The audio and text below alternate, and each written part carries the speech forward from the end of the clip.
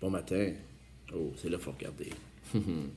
Alors, ça va bien tout le monde? Alors, capsule Contes et légendes pandémique numéro 21. Mhm. Donc, aujourd'hui, je vais vous raconter une légende que beaucoup de gens connaissent. J'ai pensé vous raconter ça parce qu'hier, je vous parlais de mon ancêtre, Éléonore de Grandmaison, qui avait eu 4 maris. Et les 4 étaient morts, hein? Bon, il y en a un dans pas mal des morts naturelles, là, mais sauf que le troisième, assassiné par le domestique, le feu à maison pour cacher le meurtre, nébuleux, pas mal. Mais parlant de meurtre nébuleux, de mort nébuleuse plutôt, il y en a une qui a goûté pas mal. Et j'ai nommé la Corriveau. Marie-Joseph Corriveau, dite la Corriveau. Alors, cette femme-là, il y a toute une légende. Et ça explique bien c'est quoi une légende, parce qu'il y a toujours un fond de vérité. Mais le fond de vérité, c'est que c'est vrai. Elle a existé, Marie-Joseph Corriveau, et elle a été reconnue coupable du meurtre au moins de 2 de ses maris. Mais la légende a exagéré après par la suite, parce que dans la légende, on parle de 7 maris. Mhm. Alors, j'ai trouvé un texte ce matin que je vais picailler un peu autour du texte, puis moi, je m'amuse, puis tant mieux si ça vous amuse. Alors, la Corriveau. En fait, il faut comprendre que son premier mariage avec Charles Bouchard, un riche et beau, très important, fermier, un riche aussi important, hein, j'imagine, pour la femme, hein, dans ce temps-là. Donc, Charles Bouchard, un bon fermier, le mari, ont été mariés pendant 11 ans, en 1749 qu'ils se sont mariés. Et c'est en 1760, le matin du 17 avril, qu'on trouve le corps de Charles Bouchard mort. La Corriveau dit qu'il est mort pendant le sommeil. Bon, mais par contre, les gens du village se sont mis à jaser un peu, hein, puis mais les jours passent, puis on arrête d'en parler, et hop, 3 mois plus tard, elle se marie de nouveau avec Louis Dodier. Eh oui, en fait, pas 3 mois plus tard, je dis, mais c'est 3 ans plus tard qu'on retrouve Louis Dodier mort dans son écurie, sous son cheval, le crâne fracassé. Oh là là, ça va pas bien. Là, les soupçons sont de plus en plus forts sur Marie-Joseph Corriveau. Là, la justice s'en mêle. Une enquête a lieu et elle est arrêtée et est reconnue coupable parce que on avait trouvé une fourche avec du sang qui aurait servi à fracasser le crâne de Louis Dodier. Et on avait même déterré le corps de son premier mari pour se rendre compte qu'il y avait du plomb qui avait été versé dans son oreille. Donc là, ça allait pas bien pour la Corriveau, oh que non. Mais coup de théâtre, au procès, juste avant que la sentence soit donnée, un homme arrive et dit « Arrêtez, messieurs, ne condamnez pas cette innocente. » Le père, Joseph Corriveau en personne, avoue avoir tué Louis Dodier. Parce qu'il ne voulait pas que sa fille soit emprisonnée et même mise à mort avec la sentence. Alors, il a décidé de prendre pour lui le meurtre de Louis Dodier. Mais par contre, l'enquête continue. Et Joseph Corriveau, finalement, le 10 avril 1763, le père, Joseph, fut condamné à être pendu pour le meurtre de Louis Dodier. Quant à elle, Marie-Joseph Corriveau, elle a fut condamnée à recevoir 60 coups de fouet à 9 lanières. Ça, d'après moi, un coup de fouet à 1 lanière, ça fait mal. T'en mets 9, ça doit faire 9 fois plus mal. Anyway, elle était condamnée à recevoir, c'est ça. Donc, 60 coups de fouet à 9 lanières sur le dos nu.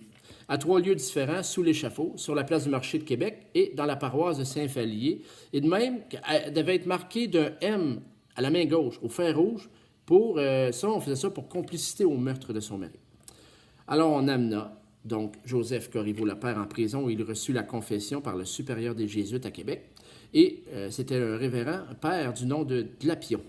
Et là, après avoir reçu sa confession, le bon chrétien, le père Corriveau, prit conscience qu'il pouvait bien sacrifier la vie de sa fille, mais qu'il ne pouvait pas sacrifier son âme. Alors, il avoua donc tout au révérend et par la suite, le révérend n'a pas gardé le secret professionnel, hein? Et il avoua tout aux autorités. Donc, un nouveau procès eut lieu ensuite le 15 avril 1763. Cette fois-ci, personne ne vient au secours de la Corriveau. Elle fut exécutée à la manière ordinaire, pendue sur les plaines d'Abraham, à part de ça. Et après l'exécution, on forgea sur le cadavre une cage de fer et on la suspendit sur la pointe à Lévis, croisement des 4 routes principales à l'époque, qu'on retrouve aujourd'hui, ou jamais ce qu'on retrouve le monument de tempérance de Saint-Joseph de Lévis. Donc, cette histoire fut le sujet de plusieurs rumeurs, aussi de lugubres les unes, plus lugubres les unes les autres. On prétendait que le Corriveau même descendait de sa potence la nuit et suivait les voyageurs attardés. Puis quand l'obscurité tombait, ben, elle s'enfonçait dans le cimetière pour assouvir son appétit à même les tombes nouvellement fermées.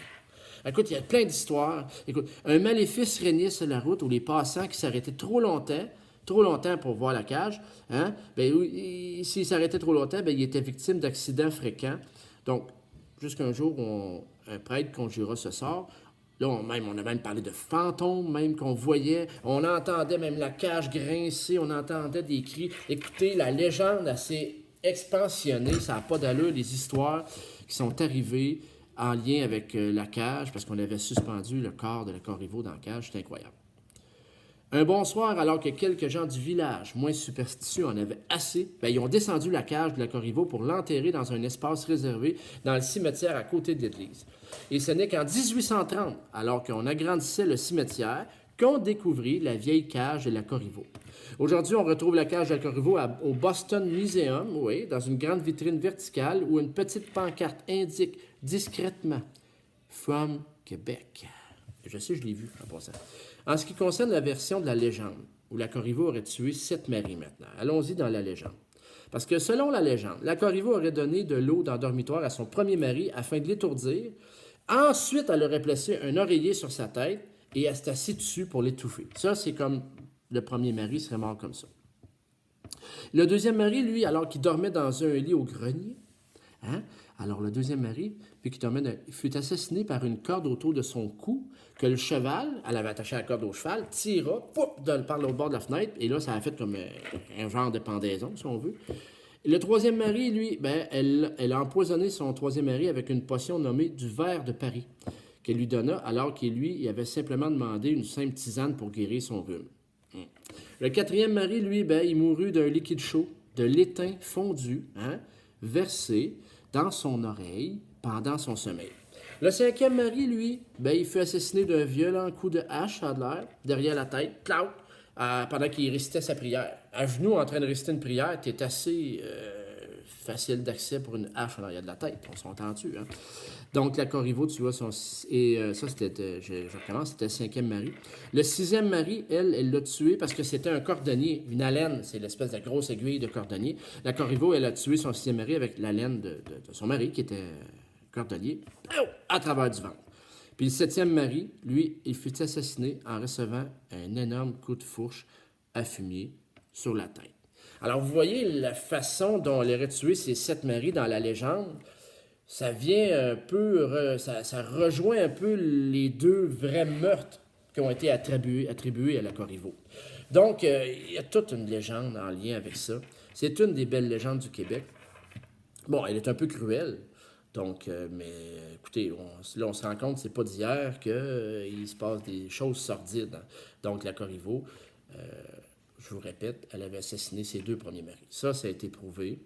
Même si le père avait tenté de déjouer le système judiciaire en s'avouant lui-même. Donc, c'est ça. Alors, quand il arrive des choses comme ça, parce qu'il faut comprendre que dans ce temps-là, imaginez-vous l'histoire de la Corriveau à l'ère des réseaux sociaux. Oh my God! Ça, c'est plus 7 maris qu'elle aurait assassiné, ça serait 384 maris. Ah, je vous jure, ça aurait été l'enfer. Mais il faut croire qu'en les années 1760, c'était imaginé dans une petite place comme à Lévis, tout ça. Donc, c'est pour ça que la cage de la Corriveau se retrouve à Boston, parce que Boston, puis près de Boston, il y a Salem aussi, où j'ai déjà été visité. Il y a plein d'histoires de sorcières, puis toutes sortes d'affaires. Alors, même la légende a déjà dit, est-ce que la Corriveau était une sorcière? Je vous laisse à penser. Peut-être que oui. Parce que de sa mort, réussir à sortir de sa cage et aller hanter les cimetières et aller hanter les gens, peut-être que c'était une sorcière. Bref, j'espère que ça vous a plu, cette petite incursion dans la légende de la Corriveau. Alors, je vous souhaite une bonne journée. Puis, ceux qui se rappellent de ma légende de la Grosse Catherine, je vais vous laisser là-dessus. Dans la légende de la Grosse Catherine, je m'adresse beaucoup aux filles à la fin qui disent ben, si tu veux savoir si le gars est une bonne personne, ben, amène-les faire un tour dans le rapide de la Grosse Catherine, puis si tu savais, ben, je dirais la même affaire pour les hommes. Si tu veux être sûr que tu n'es pas en train de marier une Marie-Joseph Corriveau, ben, va à Mauricie, lis-toi un petit canot, puis descends le rapide de la Grosse Catherine.